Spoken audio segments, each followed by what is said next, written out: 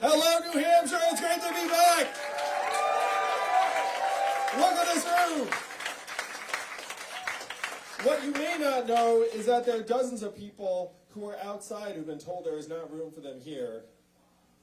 So you should feel very, very savvy for getting here early and on time. You know what that means? Next time we need a bigger venue. Oh, I love it. I love it. I've been coming here for a year and a half. And every time the energy gets higher, the crowds get bigger, and the vision gets clearer that we can fix the problems that got Donald Trump elected in the first place. Am I right, New Hampshire?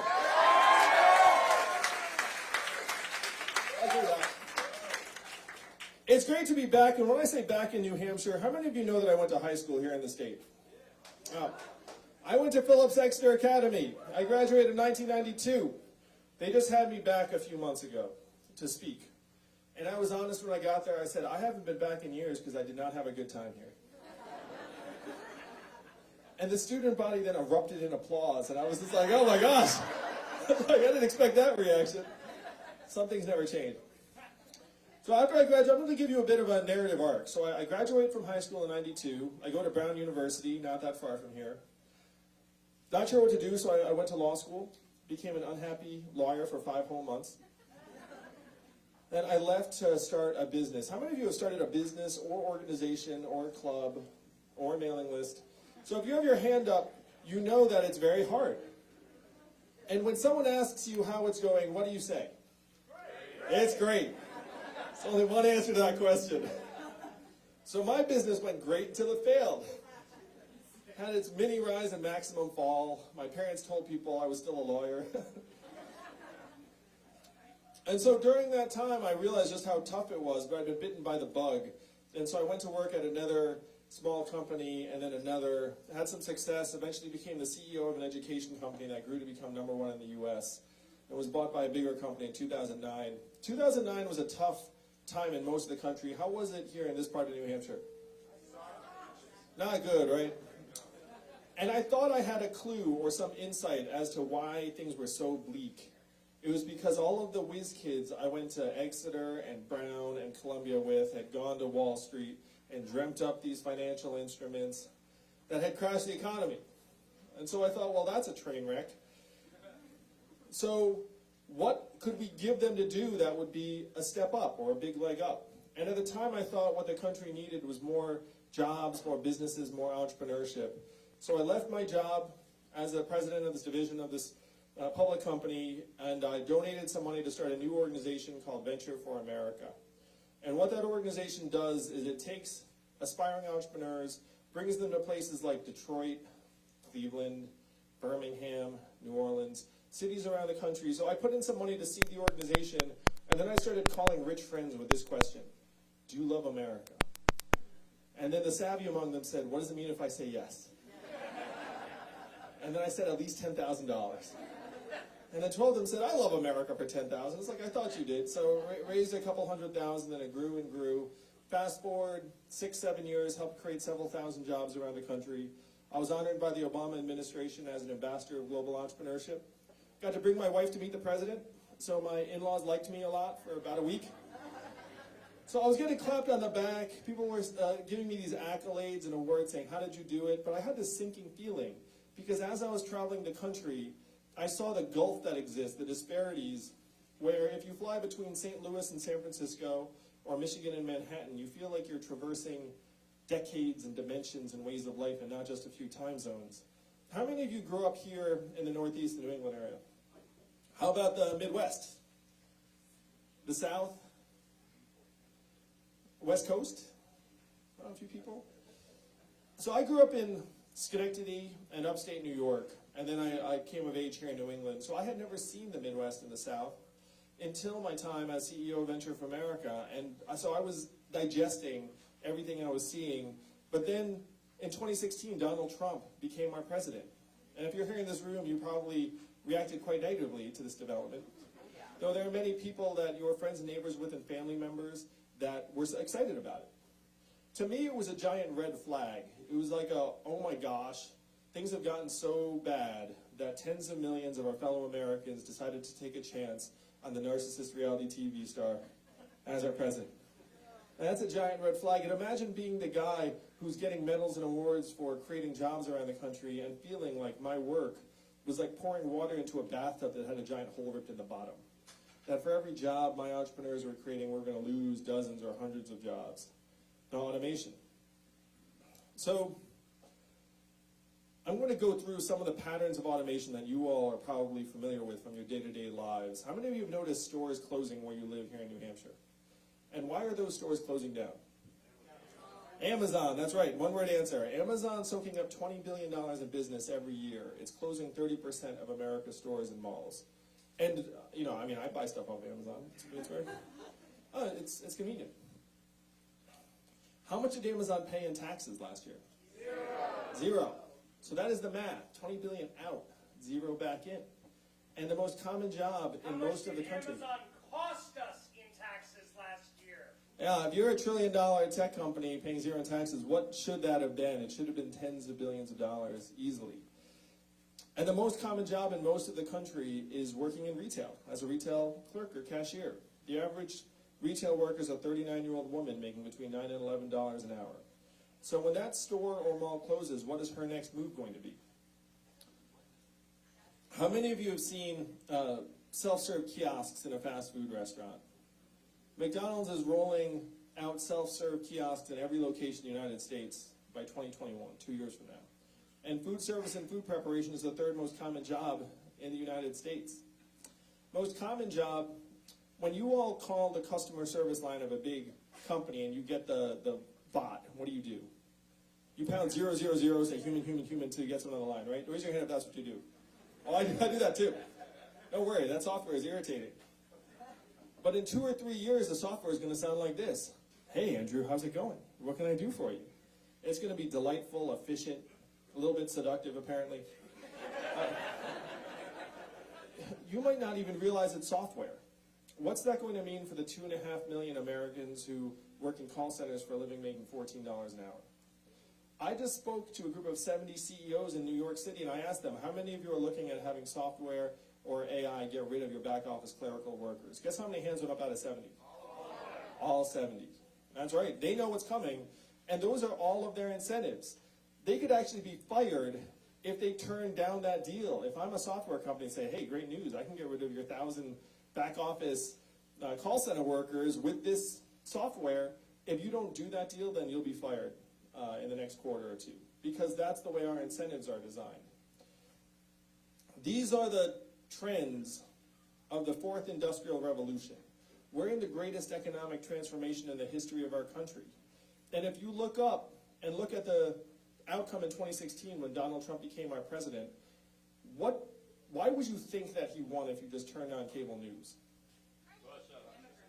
Russia, immigrants. What did you say, Mommy? Oh, it's like, oh yeah, it's nice. Russia, immigrants. What else is on the list? He was famous and running against 17 other people. Votes from labor. The reality star element for sure. Hillary Clinton, perhaps. Emails, FBI, Facebook, women, freezing time. All of these were in the mix. But when I looked at the numbers, there's a proximate cause that's really, really clear and distinct and tells a story in numbers, where we automated away 4 million manufacturing jobs that were based in Ohio, Michigan, Pennsylvania, Wisconsin, Iowa, and if that list of states sounds familiar, those are all the swing states you needed to win. You get rid of 4 million manufacturing jobs in those states, and if you doubt this, there's actually a direct correlation between the adoption of industrial robots in a voting district and the movement towards Trump. It's a straight line up to the right. It's the most direct correlation you can find. Now, you never hear that on cable news. When's the last time you heard a politician say the words fourth industrial revolution? Just now. And I'm barely a politician. So these are the things that I identified in 2017 when I was researching. I was like, oh my gosh, like how did Donald Trump win? Oh, we automated away these jobs. We're doing the same thing to retail and call centers and food service and eventually truck driving, which I can talk about at length, which is going to be an epic disaster. And my first move was not to run for president. My first move was to go to our leaders in Washington, D.C., and say, hey, what are we going to do about this? And what do you think the folks in Washington, D.C. said to me when I asked, what are we going to do about this? So the three most common answers I got were, number one, we cannot talk about that. Number two, we should study that further. And number three, we must educate and retrain Americans for the jobs of the future. And this third one sounds very responsible. You're like, oh, okay, we're all set.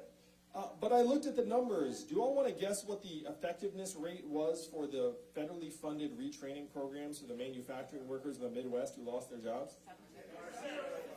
He's saying 5% or less. That's not far off. It's 0 to 15%. They're a dud. And so when I said to them, it's like, hey, it turns out the success rates of those programs are abysmally low. Do you know what their response was after that? I guess we'll get better at it. That's what passes for policy out of D.C. And someone in Washington, D.C. said something that brought me here to you all tonight. He said, Andrew, no one in Washington, D.C. is going to do anything about this set of problems. Because this is not a town of leaders, this is a town of followers. And the only way we will do anything about it is if you create a wave in other parts of the country and bring it crashing down on our heads. And I'm so glad I had someone with me for that meeting, because you would think I was making that up. You'd think that was some kind of weird Hollywood supervillain speech. Instead, it was a DC lobbyist. And it was true. And I heard this and I said, challenge accepted. I'll be back with the wave. And that's why I'm here with you tonight, people in New Hampshire.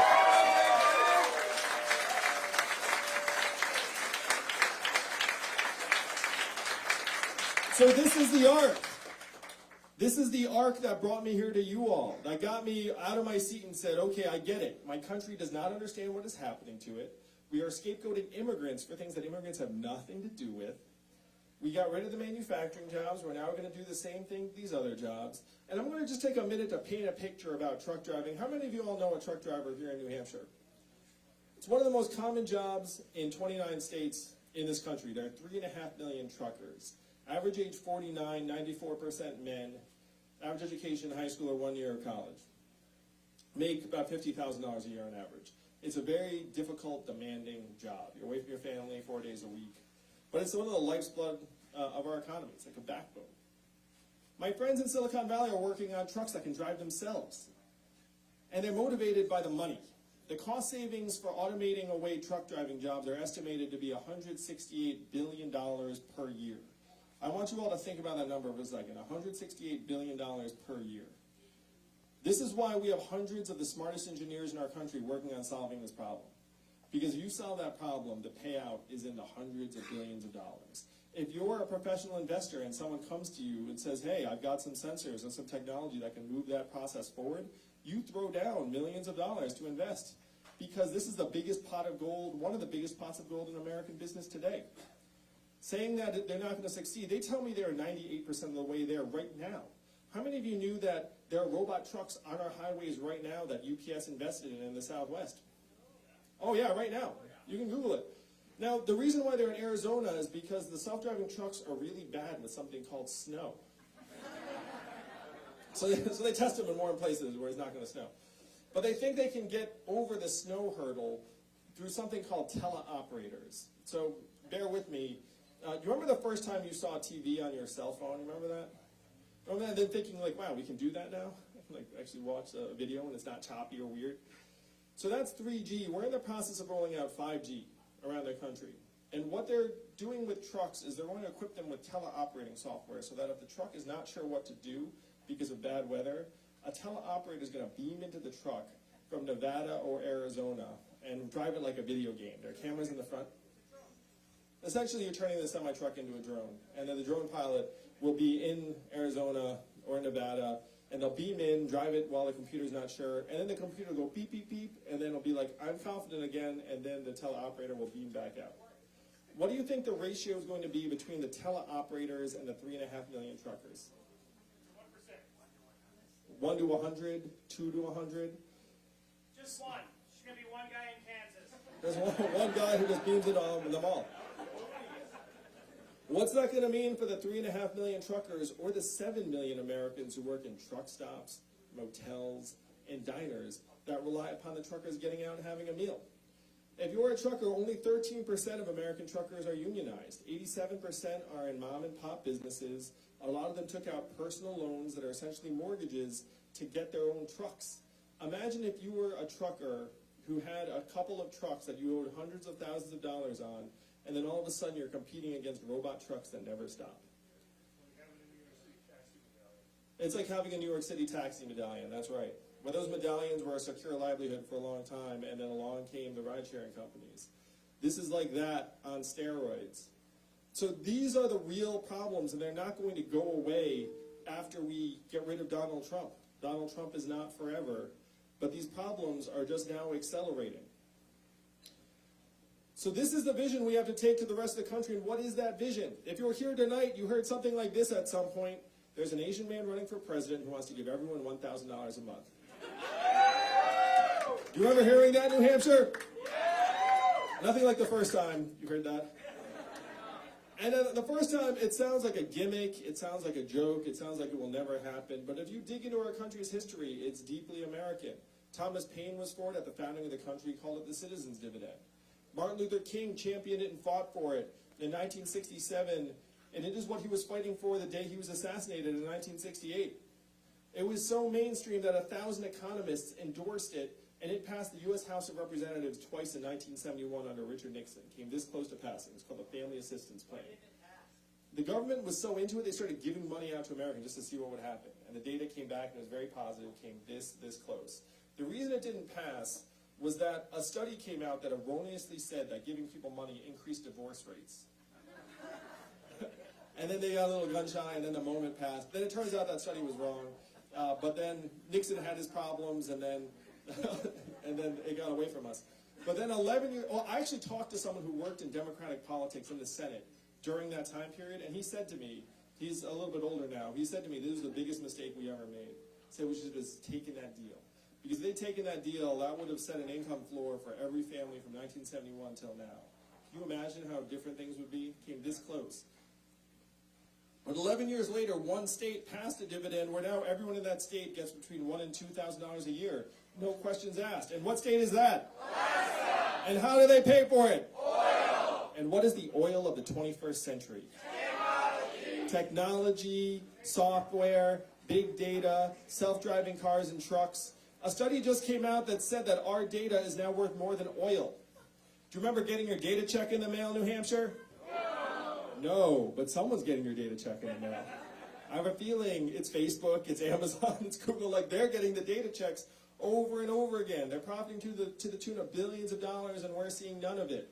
So what started out sounding like a gimmick actually becomes a necessary move to help us evolve in the 21st century, to build an economy that will actually work for us. If you give Americans our tiny, tiny fair share of every Amazon sale, every Google search, every Facebook ad, every robot truck mile, we can generate hundreds of billions in new revenue very, very quickly. If we do not have that mechanism in place, then our communities will just continue to get sucked dry while these mega tech companies pay zero or next to zero in taxes. And then we're just looking around being like, where's the money going? Where's the money going? Anyone know where the money's going? Like, we know where the money's going and we're paying attention. Unfortunately, and I'm going to suggest this to you all, whose fault is it if Amazon pays zero in taxes? It's our fault. It's not their fault. They're doing their job. Their job is to pay as little in taxes as possible. It's our job to make sure that can't happen. And I'm going to say to you all, New Hampshire, it is your job. If you don't do this job, we're going to get another 4 years of our economy essentially getting pirated out from underneath us. This is for you. You are the only people that can make an actual functioning human-centered economy happen. If you all don't take this up, this baton up, then it fades away. That's why I'm here with you all tonight. How many presidential candidates have you seen during the cycle? Just hold up a set of fingers. So this would be 5, 2 hands would be 10 or more. Look at that. 11. So why are all of the candidates coming to you? Because each of you is worth 1,000 Californians. That's right.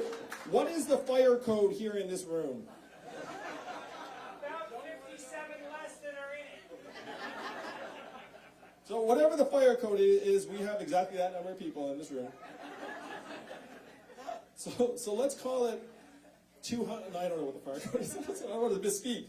Let's say the fire code is 100. This is like 100,000 Californians. That's like 2.5 football stadiums. This is the kind of room you can actually start a revolution from very, very quickly. That's why we're all here. We've all done the same math. You all have the future of the country in your hands, and we love you for it. This is one of the only places where democracy actually works the way it's intended. You go to the rest of the country and you say, hey, your vote matters. They don't think their vote matters. And they're generally correct. Because they look up at our government and they see there are giant pipes clogged full of millions of dollars. It's been overrun by corporate interests. And they're like, my vote doesn't matter next to the billions, the millions, the rest of it. They're generally right. Americans are pretty smart. No? Your votes matter. It does not take that many people here in New Hampshire to change the future of this country very, very quickly. So you have the freedom dividend on one hand, and then we have to actually have different goals and measurements for ourselves. How many of you got excited about GDP when you woke up this morning? You were like, oh, I'm going to make a big contribution today. It's going to be a good GDP day. My wife is at home with our 2 boys right now, one of whom is autistic. What does her work included out in GDP every year? Zero. And we know that's perverse. We know, I was off the trail watching our kids for 2 days, and you know what I said after a couple of days? Get me back to doing something easy like running for president as quickly as possible. Because the work is so challenging, but it's the most important work there is. And in our economic measurements, it's a zero.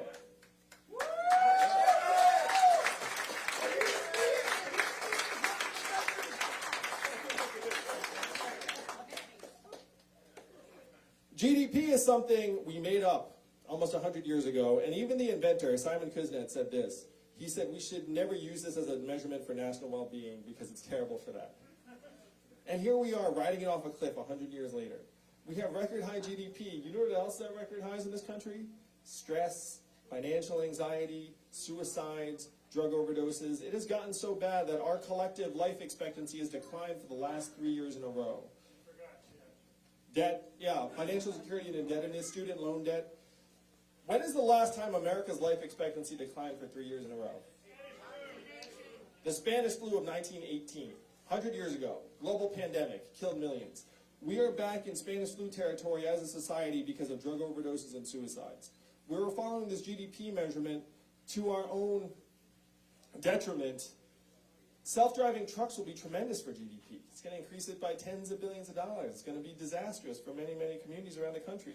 How many of you run an organization or a division or a company? Imagine you had the wrong measurements for that organization. How's that organization going to do over time? That is where we are as a country right now. We have 3 big measurements that get thrown in our faces by business and media every freaking day. And what are they? GDP, stock market prices, headline unemployment, right? And they say if these 3 things are solid, then we're in great shape. GDP, measuring the wrong things. Stock market prices, the top 20% of Americans own 92% of stock market wealth. The bottom 80% own 8%. The bottom 50% of Americans own essentially 0. So if you're cheerleading the stock market, you're cheerleading the fortunes of the top 20% of Americans, which is not obviously relevant to the majority of us. Headline unemployment does not include labor force participation, doesn't include underemployment, doesn't include temporary or gig or contract work. If you look at our labor force participation rate right now, we're at 63%, the same levels as Costa Rica and El Salvador. Multi-decade low. Millions of Americans have gotten pushed out of the workforce. And if you remember Donald Trump in 2016, what did he say? Headline unemployment rate, like, is fake news, like, you know, and now that he's president, he's like, oh, it's great. You remember that? Remember that switch? And he did say, we're going to make America great again. And then what did Hillary Clinton say in response? America's already great. And that did not work. We need a different message. We need to say, look, we get it. The struggles are real. The problems are real. People are getting pushed to the side. We're more stressed out. We're more indebted. We're working harder for less. Our costs just keep creeping up. You notice how health insurance only goes in one direction? You guys ever remember getting that letter from the health insurance company being like, good news, it's cheaper this year? What's going on with that? You have entire industries whose business model is just sticking it to the American people progressively, and we're at a point now where we have to turn it around. So these are a couple of the big plans. One is the freedom dividend, and after you all get $1,000 a month, thank you New Hampshire, in 2021, after you get this $1,000 a month, how would you spend it in real life? I want you all to reflect on it a little bit. It's a beautiful vision. I'll walk you through. So Andrew Yang right now is, I was 4th in the polls in one recent poll. Do you all see that?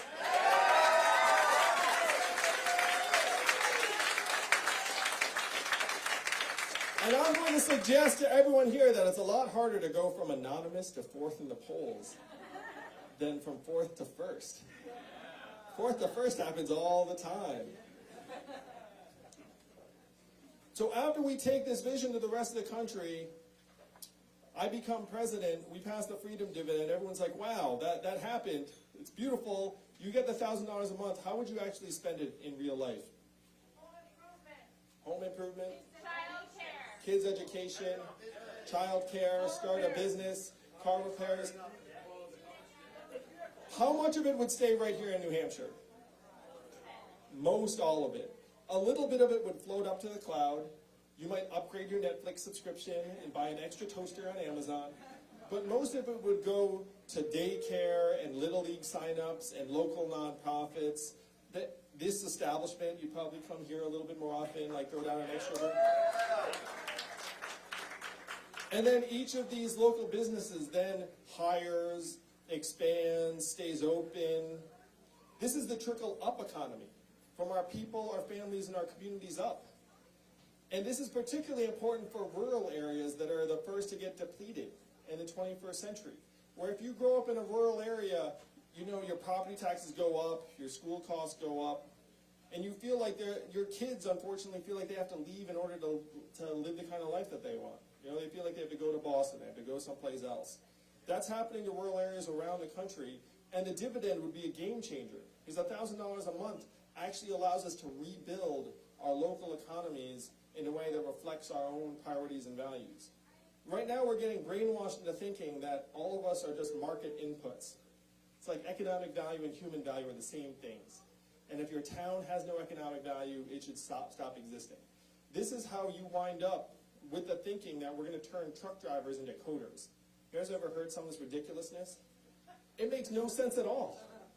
I've been to the truck stop, and if you had a clipboard saying, how would you like to sign up for my coding school, I'd be more likely to get punched in the face than have someone sign up. But that's the kind of ridiculous thinking that happens when you just get brainwashed by like the market. You're like, if you don't have economic value, then we're going to toss you aside, and we will go to ridiculous lengths to plug you into the market so you can be, you can be productive again. So we have to evolve past this point, because the market right now is going to turn on us progressively. It's going to zero out the truckers. I was an unhappy lawyer for 5 months, which is long enough to know that AI can do a lot of that job too. That's true. And it doesn't matter if the truck driver is conscientious and hardworking or lazy. The robot truck doesn't matter.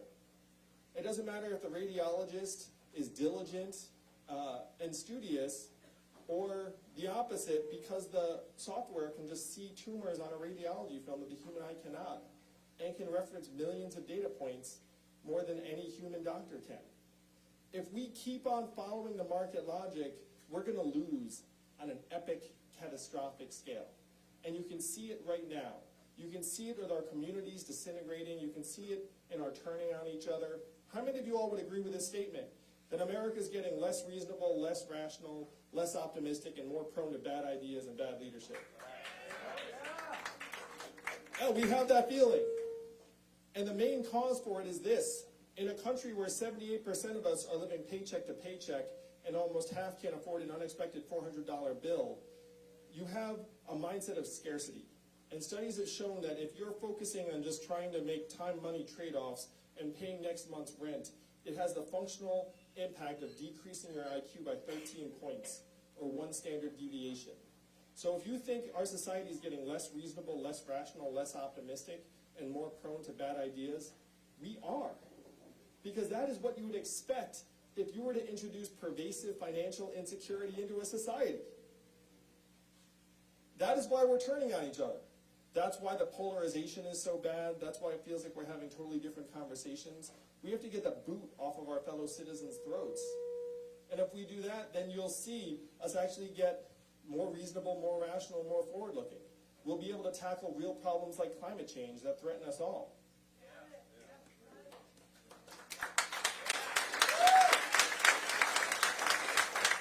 I didn't say that for you.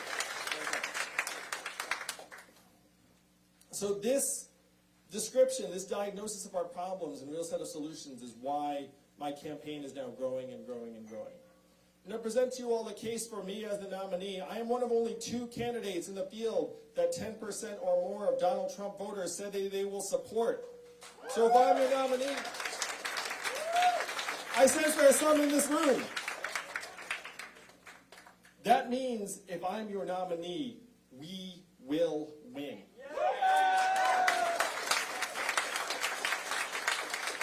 And that is the #1 criteria that Democrats have for the nominee. Really, think about it for a second. It's circular. It's like, what do we want in a nominee? Just beat Donald Trump. Please, please, please beat Donald Trump. What America has not figured out yet, that there is a sure thing to beat Donald Trump, and you're looking at him.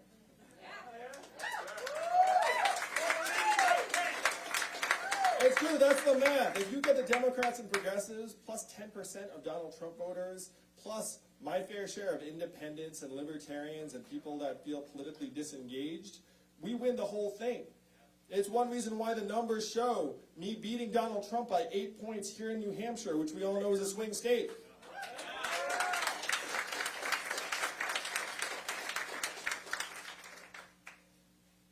So Donald Trump diagnosed some of the problems correctly, but his solutions were garbage and nonsense. What were his solutions? And you said it, sir. What did you say? We're going to build a wall. We're going to turn the clock back. We're going to bring the old jobs back. We have to do the opposite of all of these things, New Hampshire. We have to turn the clock forward. We have to accelerate our economy and society for the 21st century as quickly as possible. We have to evolve in the way we see work and value. And I am the ideal candidate for that job because the opposite of Donald Trump is an Asian man who likes math. Thank you very much, New Hampshire. Let's